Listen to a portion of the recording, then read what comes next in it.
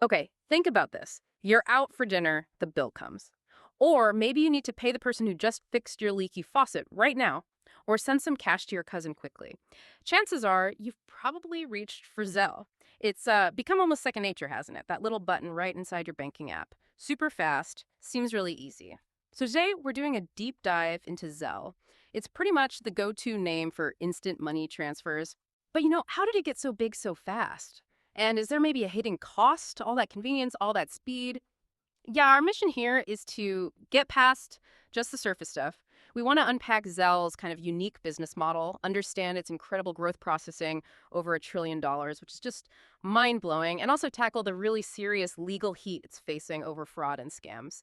And to do that, we've pulled together quite a bit of material, corporate info, market analysis, legal documents to try and get the full picture for you. So let's jump in. First off, it's easy to think of Zelle as just, another payment app, but that's not quite right. It's actually deeply fundamentally bank-backed. That's crucial. Its roots go back to something called clearXchange. That launched way back in April 2011. Think Bank of America, JP Chase, Wells Fargo, the big players. And clearXchange wasn't just for sending money to friends, P2P. It was also set up for businesses paying consumers, B2C, and even government payments, G2C, all linked directly to bank accounts via an email or phone number, no separate account needed. But the really big shift, the strategic moment, was January 2016. ClearXchange gets sold to a company called Early Warning Services, LLC. We'll just call them EWS. Now, here's where it gets interesting. EWS is owned by this consortium, this group of 7 massive U.S. banks. We're talking Bank of America, Truist, Capital One, JP Chase, PNC, U.S. Bank, and Wells Fargo. This wasn't just some random sale. It was a direct shot, a strategic play against Venmo and PayPal, which were really taking off at the time. And from that foundation, Zelle officially launched in June 2017. Right, and understanding EWS is key here. They weren't like a startup. EWS has been around since 1990. Their whole business for decades has been financial tech focused on risk management, identity checks, fraud detection, stuff banks really rely on.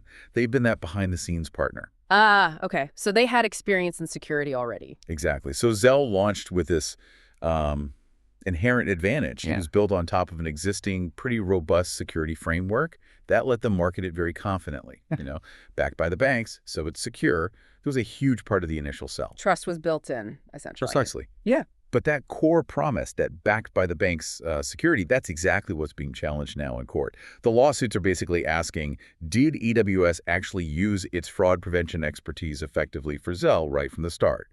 Or did they, as alleged, let it become an easy target for scammers? It sort of contradicts that initial safety message, doesn't it? Yeah, it really does put that early marketing in a different light. Okay, so EWS provides the backbone. But let's talk money. Zelle is free for us, the users. I use it, I don't pay a fee. So the big question is, how on earth are they making billions? What's the model? That's the clever part, isn't it? It's purely B2B, business to business. You and I, the end users, we don't pay Zelle a dime. Instead, Zelle makes its money by licensing its network out to its 7 owner banks, obviously, but also to over, 2,200 other banks and credit unions? A huge network. Huge. And those institutions pay fees, usually based on how many transactions they push through the Zelle network, the volume. And the real genius, I think, is this B2B2C structure, business to consumer, by keeping it free and really easy for us regular folks. Right, no friction. Exactly. They drive massive user numbers, massive transaction volume, and that scale is how they make their money. It's a classic platform play. The value is the network itself. And the banks, they have to play ball. They pay those fees because offering Zelle isn't just a perk anymore. It's pretty much essential. It's how they keep customers sticky, right? Stop them drifting off to use Venmo or PayPal for everything. By embedding Zelle right there in their own apps, they stay central to your digital payments. So it's a retention tool for them. Absolutely. And there's data to back that up. Cornerstone Advisors did a study. It found like 30% of people would use another bank more often, and almost a quarter, 24%, would actually close their account if their main bank dropped P2P payments. Wow, that's significant. It really is. It shows Zelle isn't just nice to have. It's like a baseline expectation now. Yeah. Sure, EWS might make a bit extra from add-ons, maybe some enhanced fraud tools or data insights. Right. But fundamentally, the banks are paying Zelle to keep their customers happy and engaged, protecting their core business. Makes sense. It's all about keeping us locked into their ecosystem. And Zelle's not just resting on its laurels, is it? They're expanding what it can do. Yeah, there was that rule update back in January allowing for pre-authorized or recurring payments. That wasn't just a small tweak. No, that felt quite strategic. Definitely. It means you can set up future payments, recurring stuff, think rent, maybe regular bills, Mm. allowances. It shifts Zelle from just being for splitting pizza money to handling bigger, more structured payments. It's becoming more of a full-blown payments utility. Mm-hmm. Aiming for those larger, predictable flows. Exactly. And speaking of flows, the sheer volume Zelle handles now, it's kind of staggering. They've absolutely climbed to the top of the P2P mountain. Get this. In 2024, the Zelle network processed $1 trillion. Trillion with a T. Right, $1 trillion. That's up 27% in dollar terms, 25% in the number of transactions just from the year before. And the user base, 151 million people enrolled. Just incredible growth. And it's not just individuals. Small businesses are a huge driver here, maybe more than people realize. In 2024, small businesses used Zelle for over 500 million payments, totaling $283 billion. That segment grew 32% year over year. And you can see why, can't you? Oh, yeah. Instant money, straight into their bank account, no fees. For a small business managing cash flow, that's gold. Absolutely critical. And all the success feeds itself, right? It creates that powerful network effect. Yeah. The more people and banks use it, the more valuable it becomes for everyone, which makes it harder for anyone else to compete. Yeah, it becomes the default pretty quickly. And when you stack Zelle up against Venmo or PayPal, the differences in their fundamental models become really clear. It explains why Zelle dominated so fast. How so? Well, like we said, Zelle is B2B, bank integrated. Venmo and PayPal, they're B2C, standalone apps, digital wallets. They make money differently, usually directly from users for things like instant transfers or credit card payments. Right, I get charged if I want Venmo instantly. Exactly. Zelle's big advantage is being in your bank app already. No extra download for millions of people. That's huge. Plus, standard Zelle transfers are instant between banks and free for the consumer. Security-wise, it's also different.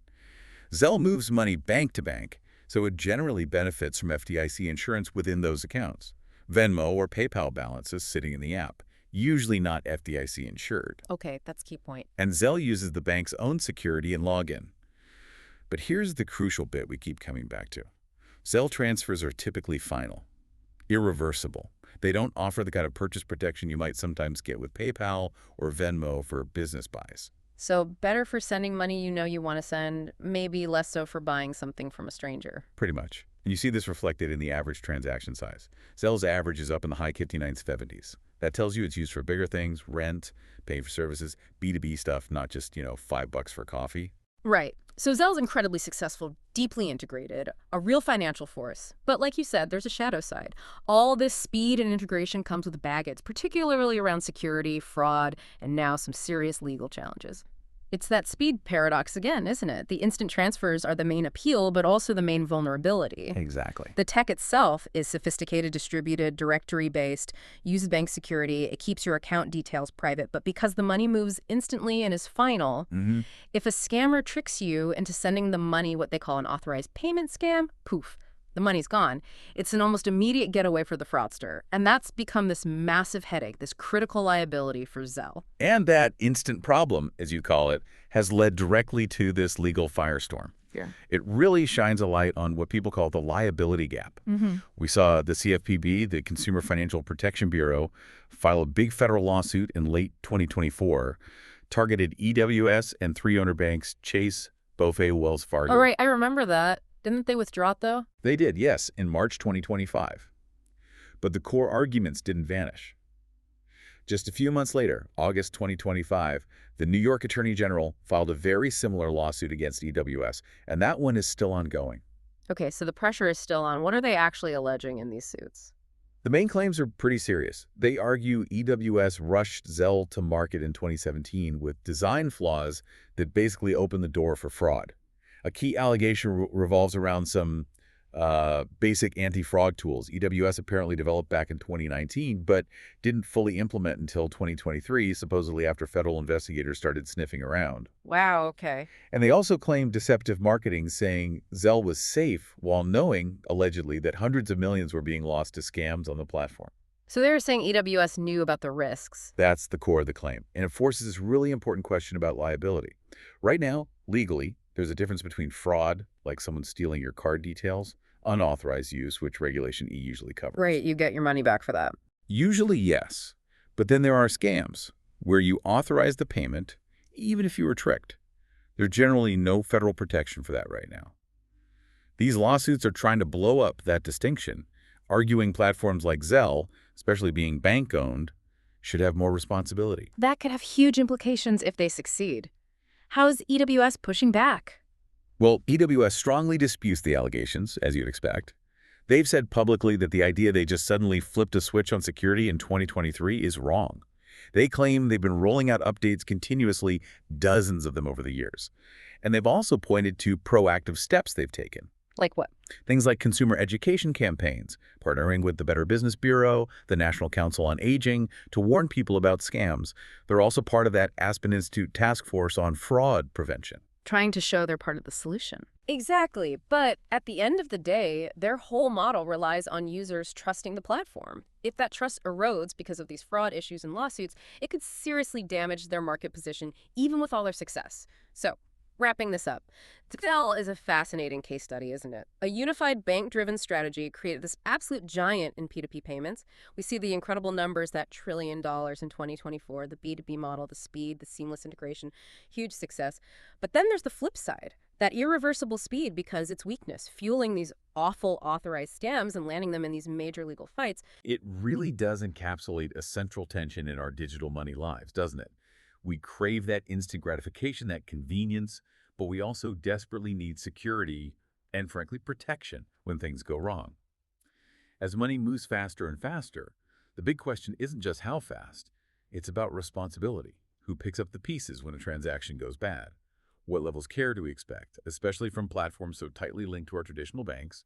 The outcome of these lawsuits in New York and potentially others, it could genuinely change the rules of the game for consumer liability across the whole digital payments landscape. It's definitely something to watch.